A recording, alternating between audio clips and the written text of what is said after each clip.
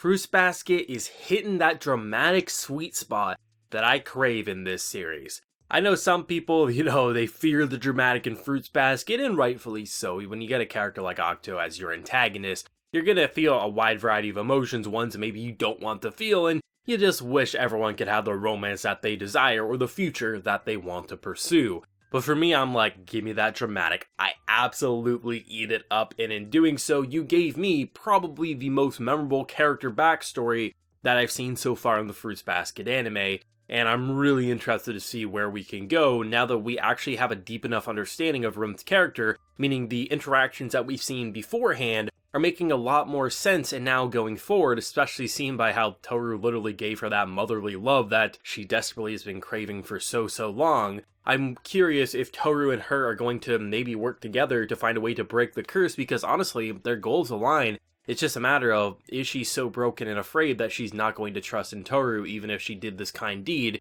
Because honestly, it would make sense because of how broken and bruised she truly is. I think just the idea of the Zodiac Curse is just so genius in terms of this author. I think it's something that lends itself to take real world issues and turn them into something that feels supernatural, but at the end of the day still feels very grounded. It's just you have the ability to heighten that abuse like tenfold, if not more, and it doesn't feel rushed or out of place. Because we know how parents are in this. If you have a kid that is, quote unquote cursed, things are going to happen either very, very good or very, very bad. And the fact that we went a slightly different direction that ended up being the worst direction is something I have to compliment, that they're still finding new ways to incorporate shitty families into this story, and it doesn't feel like we're just seeing, oh, it's just another shitty family, we've seen this before, but rather we're like, how the hell did they top the last shitty family? And I'm both glad it's here because it makes me feel so many things, but I'm like, what the hell?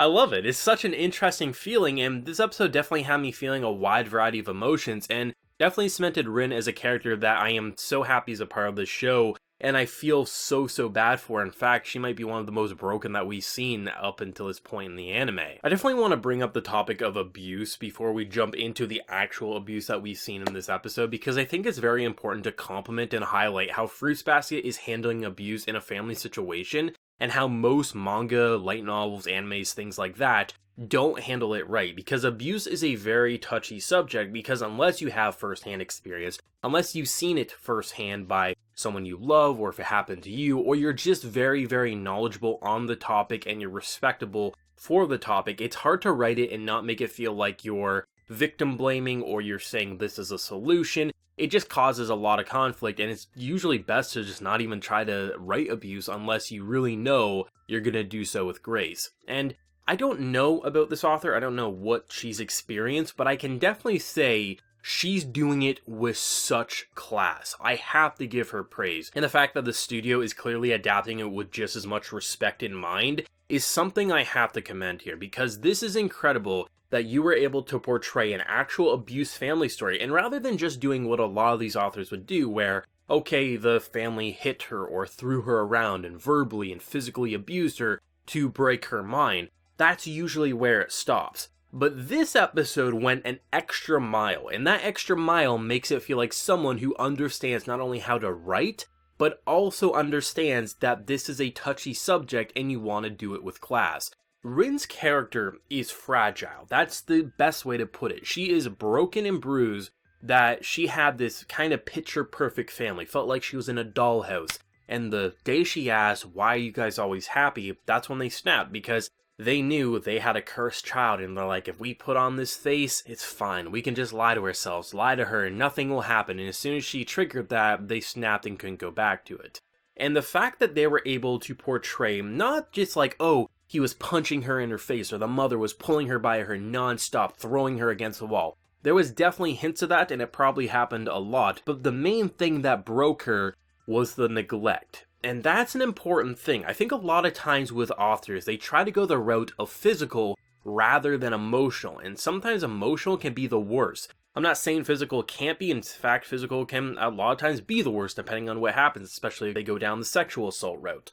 But something you gotta really respect is how they didn't go so overboard with the physical, but also they really let the vocal abuse really take hold and show how someone at such a young age, over the stages of her life, got more and more afraid to go home, to the fact that if she opened the door and even got a slight hint of neglect, she would turn around and go somewhere else. I don't remember seeing that in an anime ever. I think it's really impressive with how they're detailing this, and the fact that once she did collapse, she was so terrified that if her parents were to blame, that it's over for her. There would be no going back. She was so broken, she clinged onto the hope that her family would someday forgive her, that she was an issue, that she did something wrong, and the fact that they were just so proud of saying that we don't want you, we hate you, never come home, and the doctor's like, okay, let's talk outside.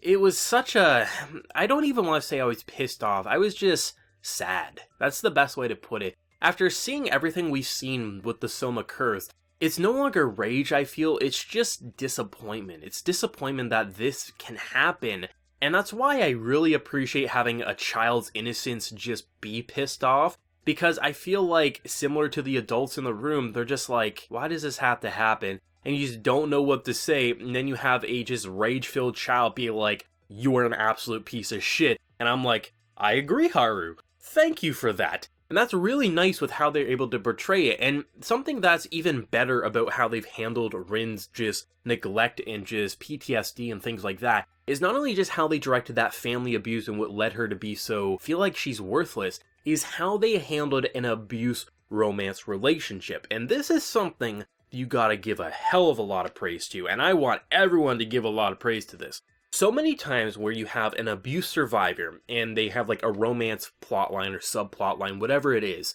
it feels to me that you could replace any of the characters in that anime with the current love interest and you could probably make it work just as well. And that's a huge issue, because while yes, sometimes abuse survivors can latch on to anyone and just, you know, be like, oh, they're my everything. More often than not, and realistically, an abuse survivor can't just have anyone pull them up and be able to help them overcome their struggles. It has to be a specific person. And that's very important because Haru is written as that specific person. At no point watching this episode did I feel like Rin fell in love with Haru because he stood up for her and that was that. That was something that was powerful and definitely showed her for the first time in her life that there is kindness and compassion in the world. But it was his constant determination to never let her go alone and make sure she always felt warmth and compassion.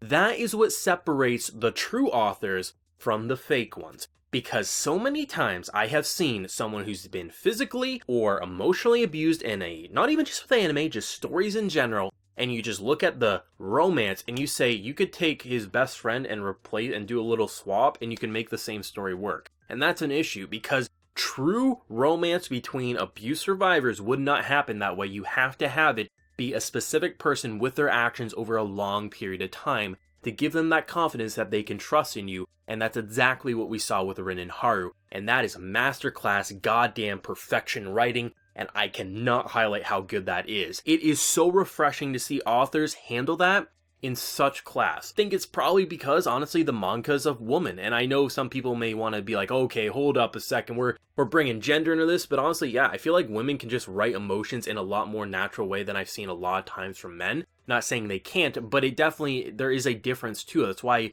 people like Mario Okada are some of my favorite writers in anime, because she takes her real experiences and makes some pretty painful tales from a very shitty childhood that she had. Stuff like that is very important, and I think that's why Fruits Basket sticks out so well, and the fact that rather than going with very flashy blood and despair, sure, there was throwing and grabbing her by the hair. I mean, Akito at the end throws her and she crashes on a rock and blood goes everywhere, but that's not what drove the abuse in this episode, but rather, it was her face and her lifelessness, as if her spine was giving out and her face was shaking so much because of the anxiety and despair in her mind. That's what you want to see in an anime production, not something that's just, oh, we're gonna punch her in her face, make sure she has black and blue bruises all over, but rather, her bruises, she had porcelain skin basically. She was like a doll, but she looked so lifeless, and that's what you want to see in this production, and I really enjoyed it. And if that wasn't bad enough, then they just give us the Akito content, and just, if there was any doubt in your mind why characters don't go against Akito because of this whole, like, god complex thing going on,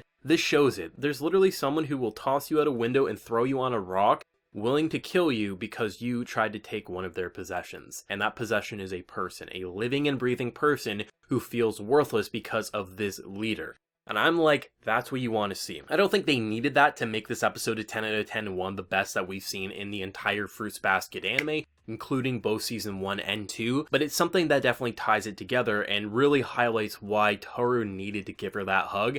And Toru definitely has her work cut out for her, and I doubt it's going to be easy going forward. But I'm really excited to see, because seeing just how every single time we see a character go behind Akito's back or go and tell Akito off face to face, it never ends good, and that's what makes it so horrifying for Toru, who is willingly doing that. Yeah, we've seen Toru get claw marks across her face, but there's so much worse that can happen.